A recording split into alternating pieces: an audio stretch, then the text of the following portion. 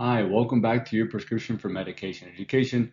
My name is Yenmi, and I'm here to bring you quality information regarding medications and health related topics, and at the same time, just try to make myself just a little bit better as a pharmacist. Today, I'll be continuing on my topical dosage forms video from last time.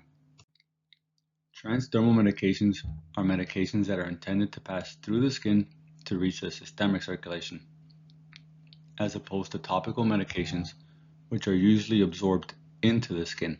This means medications administered via the transdermal route avoid the first pass effect. Avoiding the first pass effect is an advantage because medications can be formulated to be absorbed via our skin to avoid extensive hepatic degradation. Nitroglycerin is a great example of a transdermal medication. It has poor oral bioavailability, so it is formulated as a 2% topical ointment for the prevention of angina. Another advantage is the prevention of gastrointestinal irritation with the oral route of administration. The transdermal route of administration can provide improved compliance due to less frequent dosing requirements. Disadvantages include irritation to the skin, leading to pruritus, erythema, and burning of the skin. Examples of transdermal forms include transdermal drug delivery systems, also referred to as patches. There are gels, and there are also ointments. Transdermal drug delivery systems are dosage forms that are developed to deliver medications through the patient's skin.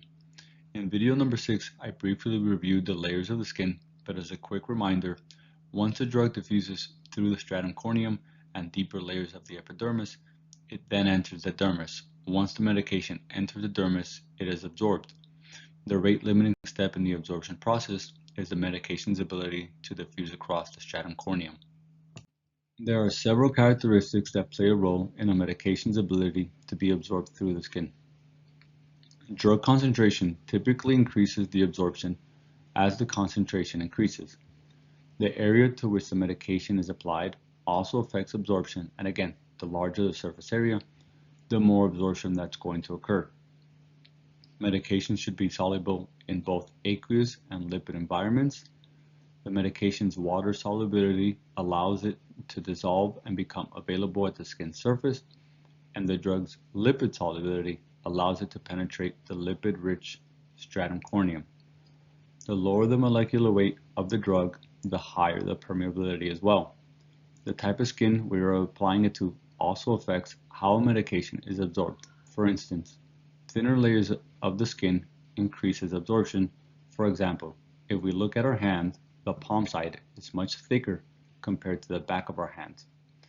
If the skin is also well hydrated, this will also increase absorption, and how long the medication is allowed to stay in contact with the application site also increases absorption as well.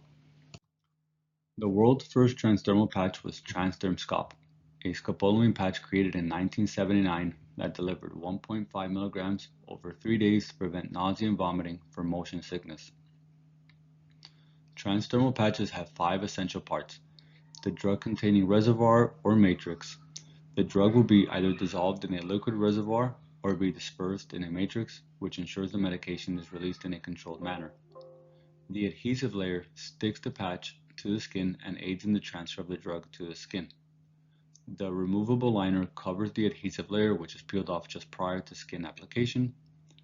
The backing layer provides structural support to the patch and protects the patch from external factors such as moisture and filth, and it also prevents the drug from leaking out of the patch.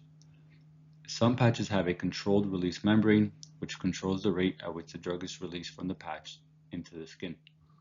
Many patches employ the use of a skin penetrating enhancer, which aids in the absorption.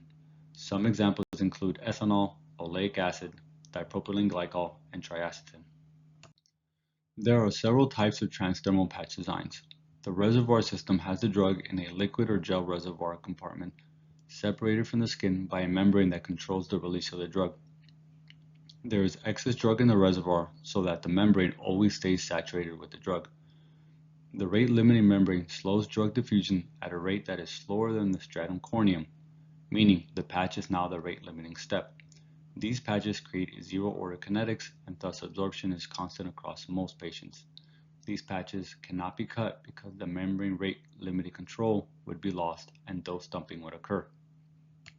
The matrix system consists of a drug layer in a semi-solid matrix that contains the medication dispersed in a solution or suspension. The matrix controls the release of the drug and the absorption rate is controlled by the skin's permeability.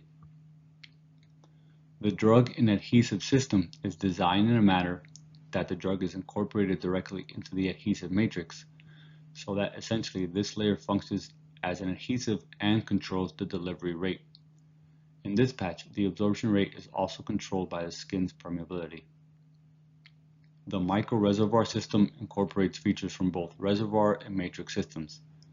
Drug release from microreservoir systems follows zero-order kinetics, ensuring consistent drug levels in the plasma. This slide is a comparison of the previously mentioned transdermal patch types. For those of you who are interested, you can pause the video here if you like and take a moment to review it. Not all patches are transdermal drug delivery systems. Some patches are designed to deliver the medication to the surrounding regions near the site of application. In this case, the medication mostly remains in the periphery and there is limited systemic absorption. Some examples include lidocaine and methyl salicylate and menthol patches. If you're watching this video near the time of its release, there is currently a story circulating about the tragic death of a man associated with an MRI machine due to the chain he was wearing around his neck. Patches may contain metals such as aluminum, and if a patient unknowingly wears a metal-containing patch during his MRI, it can heat up, causing burns to the patient.